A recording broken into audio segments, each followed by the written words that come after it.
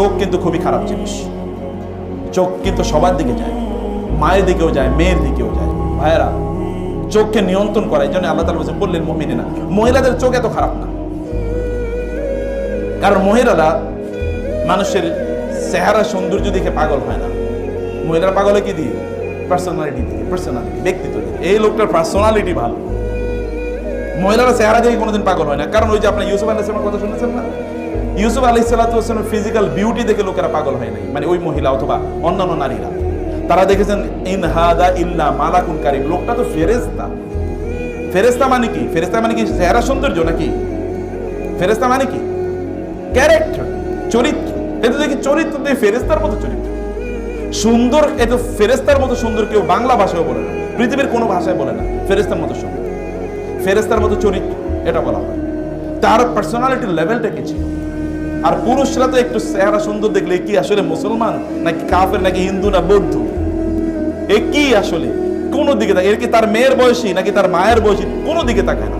এই চেহারাটা ভালো দেখলে এরপরে কি তার দিকে তাকানো শুরু করে। এটা পুরুষদের সমস্যা। এই কারণে আল্লাহ তাআলা প্রথমেই পুরুষদেরকে বলেছেন কুল্লিল মুমিনিনা ইয়াগুদ্দু মিন আবসারিহিম। ইসলামের মৌলিক জিনিসগুলোর জন্য গুরুত্বপূর্ণ। ওদের অন্তরে শয়তানের বিরুদ্ধে যুদ্ধ করার ভালোবাসা তৈরি করে দেয়। শয়তানের বিরুদ্ধে কি করতে হবে? যুদ্ধ করতে হবে। শয়তানের বিরুদ্ধে কিভাবে যুদ্ধ করতে হবে? মনে যা চায় তা না করা। আপনারা তো বিশেষ করে বোনদের একটা খুব প্রিয় গান আছে, আমি তাই আমি যাই গো, তাই না? আমি তাই আমি যাই গো। আমি তাই আমি যাই গো মানে কি? আমি যেমন আমি তেমনই, আমি এমনই। তোমার ভালো লাগলে লাগুক, আর নাইলে আমার বিদায় করে দাও। আমি এমনই না, আমি এমন না। You can change yourself. আপনি আপনার নিজেকে পরিবর্তন করতে পারেন। পরিবর্তন করতে হবে। আমি এমনই। কিছু কিছু লোকের, যেমন পুরুষদের কিছু কিছু অহংকার আছে, আমি সত্য বলতে কাউরি দ্বিধা করি না, আমার বাপ হইলো সত্য বলে দেয়। বাপ হইলো, বাপকে কষ্ট দেয় কথা দিয়ে, এটা কি জায়েজ না? এটা তো হারাম। এবং যে এই জাতীয় কথাবার্তা হলো ভয়াবহ অহংকারী, শয়তানের মতোই অহংকারী। শয়তান তো সত্যই বলছে, বলে নাই আপনি তারে আগুন মাটি থেকে তৈরি করেছেন, আমাকে আগুন থেকে তৈরি করেছেন। আমি সত্য মুখের উপর বলে দিই। কে বলছে আপনাকে সত্য মুখের উপর বলতে হয়? মানুষকে কষ্ট দেয় তো হারাম, মুমিনদেরকে কষ্ট দেয়া। অতএব এটা এভাবে বলা যায় না। এটা ইসলাম। ইসলাম বুঝতে হয়, এটা অনুভব করতে হয়। বুঝতে পেরেছেন? এটা এভাবে বলা যায় না, এইভাবে বলতে হয় না। বলার জন্য স্মার্টনেস আছে। কোরআন দেখেন কিভাবে বলেছে। কোরআনও যখন আলোচনা করেছে বিভিন্ন ইস্যু, কত স্মার্টলি আলোচনা করেছে দেখেন। রাসূল যখন বলেছে কিভাবে বলেছে দেখেন, সুবহানাল্লাহ। কোরআন পড়তে গেলে তো আমি অ্যামেজড হয়ে যাই যে প্রত্যেকটা শব্দ আল্লাহু আকবার। এটা আল্লাহ ছাড়া কারোর পক্ষে বলা সম্ভব, এবং এই কারণে এটা আল্লাহর পক্ষ থেকে, যালিকাল কিতাব লা রাইবা ফি, এর আল্লাহর পক্ষ থেকে যে এর মধ্যে কোনো সন্দেহ নেই। ওদের মধ্যে মূল্যবোধ তৈরি করে দেয়া, ওদের মধ্যে মূল্যবোধ তৈরি করে দিতে হবে। আপনার বাচ্চাদের মূল্যবোধ কি আসলে? যেমন আমি ছোটবেলায় অনেককে দেখেছি, আমরা বাপের কাছ থেকে এটা শিখেছি, আমরা মায়ের কাছ থেকে এটা শিখেছি, এটা অনেকের কাছ থেকে বলতে শুনতাম। আচ্ছা, আপনার সন্তান আপনার কাছ থেকে কি মূল্যবোধ শিখলো? আমার মাকে আমি জীবনে কোনোদিন মিথ্যা কথা বলতে দেখিনি। যেমন আমার মা আমাকে একটা কথা বলে, আমি মায়ের গল্প বলছি না, এখন আমার বাবার গল্প বলছি। বাবা মারা গেছে যখন তার বয়স 4 বছর। তো আমার বয়স যখন 4, আমার মা এখনো বলে তোমার বাবার একটা বৈশিষ্ট্য ছিল, মানুষের কোনোদিন কোনো জিনিস ধরতো না। একবার কি হলো যে আমার দাদু কোনো কাঁচামরিচ বাবা পছন্দ করতেন, আমিও পছন্দ করি। তো কাঁচামরিচ মানে কোন একটা এনে দিয়েছে। তো বাবা জিজ্ঞেস করলেন যে কাঁচামরিচ আসছে কোথা থেকে? বলে অমুকের ক্ষেত থেকে নিয়েছি। মা, ওর কাছ থেকে বলে নিয়ে এসেছিলা? না, তা তো বলি নাই, আমাদের নিজেদেরই তো লোক নন। তাহলে ঠিক আছে, এই খাবারই বাদ দিয়ে দেন, না এটা খাওয়া যাবে না।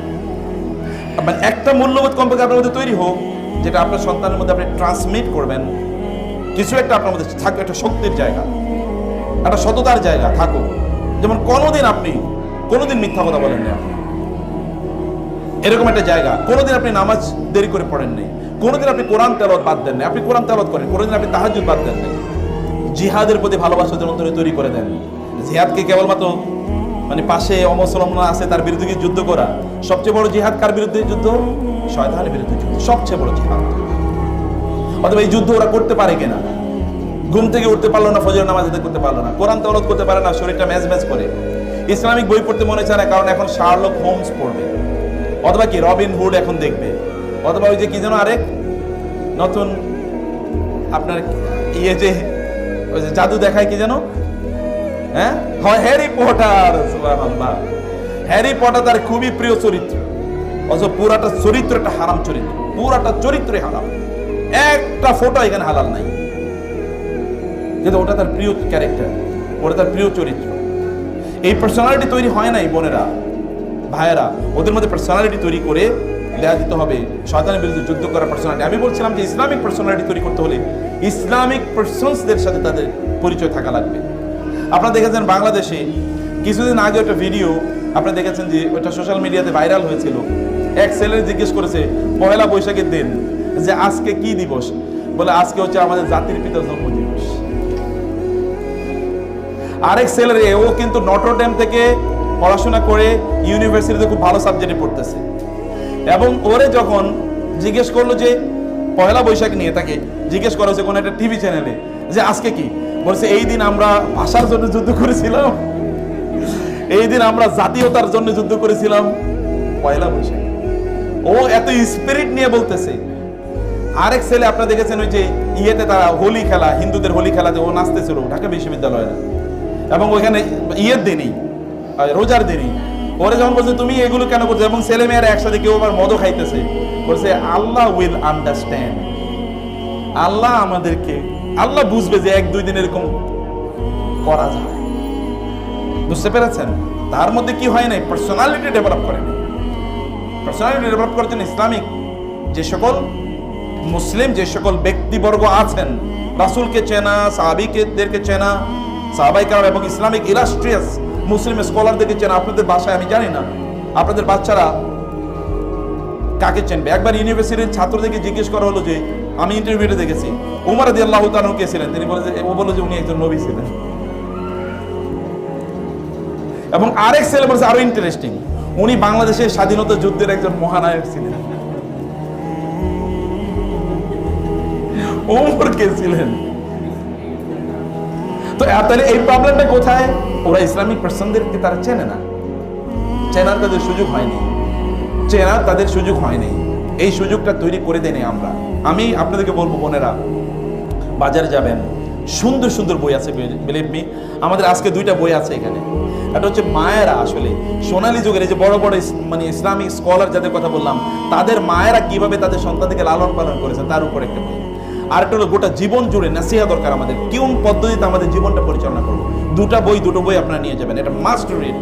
বাসায় বসে পড়বেন, বাচ্চাদেরকে নিয়ে পড়বেন, পড়াবেন, এবং অন্যদেরকে আপনারা গিফট করবেন, আত্মীয় স্বজনদেরকে, বোনদেরকে গিফট করবেন, বান্ধবীদেরকে গিফট করবেন। অন্য কিছু তো গিফট করছেন, হাদিয়া, বই, মানে অন্য কিছু যেটা আপনারা ঈদের সময় দিতেন, বাবাকে বই, 1-2টা বই তাদেরকে দেন, কালচার তৈরি হোক। আমি আমার জীবনে দেখেছি বাংলাদেশের একজন বড় যেমন ইসলামী ব্যাংকের প্রতিষ্ঠাতা সহ ইসলামিক ইউনিভার্সিটিগুলোর প্রতিষ্ঠাতার মধ্যে একজন, এত বড় স্কলার বাংলাদেশে খুব কম এসে। ওনার একটা বৈশিষ্ট্য ছিল প্রচুর পরিমাণ, উনি বলতে চাচা, উনি চাচা বলতেন সবাইকে, বলে যে চাচা, আমাকে বলতে চাচা, চাচা আমি প্রতি মাসে 30-40 হাজার টাকার বই গিফট করি। আমি বললাম সুবহানাল্লাহ, সাদকায়ে জারিয়ার কি বিশাল বড় কাজ, কি বিশাল বড় সাদকায়ে জারিয়ার কাজ। বান্ধবীদেরকে বই গিফট করেন, তাদেরকে বলেন কিভাবে তারা ভালো মানুষ হবে, আর তারা ভালো মানুষ কিভাবে বানাবে, এটা তাদের মধ্যে তৈরি করো।